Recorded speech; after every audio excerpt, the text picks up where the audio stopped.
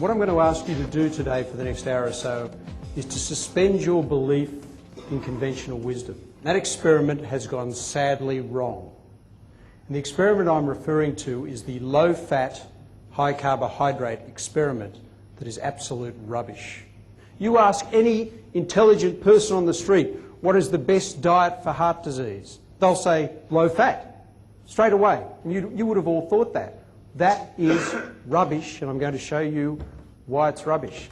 And this is what I talk about in my new book. I talk about the difference between high-quality food and poor-quality food. I talk about the difference between high-quality vitamins and poor-quality vitamins. If you want optimum health, you've got to change how you think about things. What happens is the surgeons walk in after the operation with these hands, and they go, "These hands have cured you."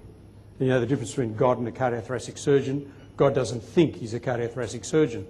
So, bypass surgery is a bit of sophisticated plumbing that does absolutely nothing to the underlying process. It's all about prevention, and people aren't thinking prevention. They just wait till they're in their 40s, 50s and 60s and have their heart attack. Note I said 40s, 50s and 60s. It's not a disease of old people. We're seeing too many people dying prematurely from heart disease and cancer, and we've got to start doing something about it. This thing here is called the membrane. It's the covering of every cell. The membranes of your cells in your body, every single cell in your body has this membrane, and these membranes are 75% fat. So you go on a low-fat diet, you are damaging those membranes. Low-fat is ridiculous. It doesn't work. And by the way, look around. People have been following this low-fat, high-carbohydrate diet for the last 25, 30 years, and everyone's getting fatter, and everyone's getting sicker. Every second person you speak to feels tired, and everyone's stressed out of their brains. So the system we've been given ain't working. So it's all this processed packaged garbage that we're putting down our throats every day that's destroying our cell membranes and stopping our cells from getting proper nutrition. Now, I've just explained to you, which modern medicine up to this point hasn't been able to explain, the epidemic of diabetes, obesity, high blood pressure, high cholesterol and cardiovascular disease that we have in our current society. It's the chronic poisoning to our bodies by synthetic chemicals, which we're exposed to all day, every day, especially the stuff we're now putting in our mouth. But just go outside and breathe. And there are some people, you wouldn't believe this, you're not going to believe this one, some people actually put things in their mouth and light it and suck it into their lungs. Let's get rid of this pathetic dependency we have on the medical profession to solve our problems once they've happened. Let's start thinking about prevention. So, what's the solution? Well, it's the 5-point solution. Anyone who's heard any of my talks realise that everything is in fives. And there's a good reason for that. You've got 5 digits on your hand. You have 5 senses. There are 5 seasons if you count Frankie Valli. So everything is in fives. Number 1, we have to know where we are now. Number 2, you've got to have a proper nutritional program. Number 3, Farouz spoke about it at the start, exercise and movement strategies are so important. Number 4, I will mention smoking again a bit later on, but no smoking. And number 5 is not just stress management, it's improving the mind. It's seeing every day as a self-improvement program. I believe if you're a male over 40 with a heart, which is everyone apart from lawyers,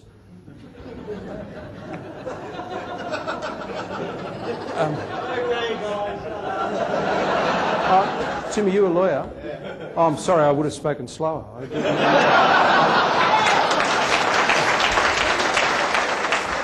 You're sucking the fat out of his arteries. And you can do that if you really want to. But you have to know where you are. You have to know where you are now, not wait till the disease occurs. 2,500 years ago, a guy called Hippocrates, you may have heard of him, the father of medicine, said this: let food be thy medicine. We all eat too much. Western society eats too much. We were all designed to be hunter-gatherers.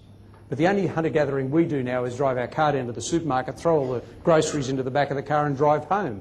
Number 1, get rid of synthetic food out of your system. And I'll go through each one of these and what it means. It's a con job, guys. It's a con job that's making the food industry squillions of dollars and creating diseases for people like me to treat. You can do something about it. You've got the same stuff in avocado, and it's more natural. You see what I'm saying?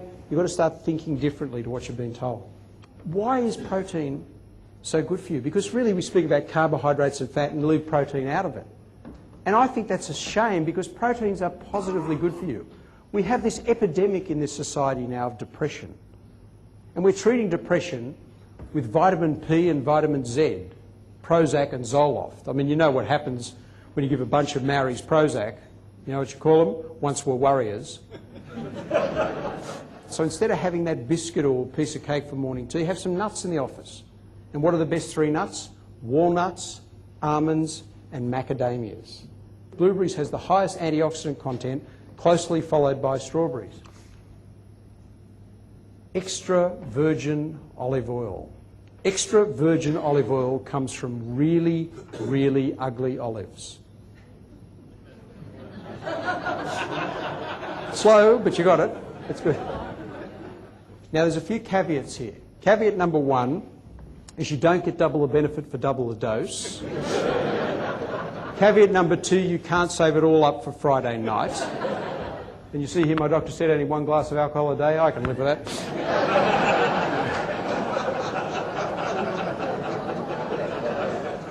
What is the best form of exercise and what should we be doing? Well, it's very simple. The best form of exercise is one that you enjoy and you will continue to do. Most successful people have sedentary jobs. So you've got to try and train yourself, even at work, to get up and move as much as possible. This is the face of a smoker. There is nothing glamorous about smoking. It kills people. Sure, bad things happen to people. No doubt about that whatsoever. But it's how you respond to it that's the most important.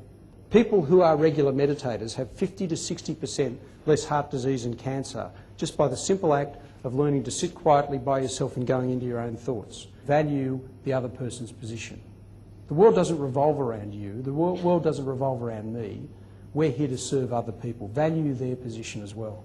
And then finally, just finally, my last story, and for those of you who've heard me speak before, I've told this story many times, but it's the most pivotal moment of my life came, which teaches you the capacity to respond to the unexpected, the uninvited and the unimaginable, because sometimes this happens. And this gentleman on the slide now was my best friend in high school, and 1 week before my final exams at high school he died. What greatness is your ability to step outside your suffering, to step outside your situation and touch someone else's life.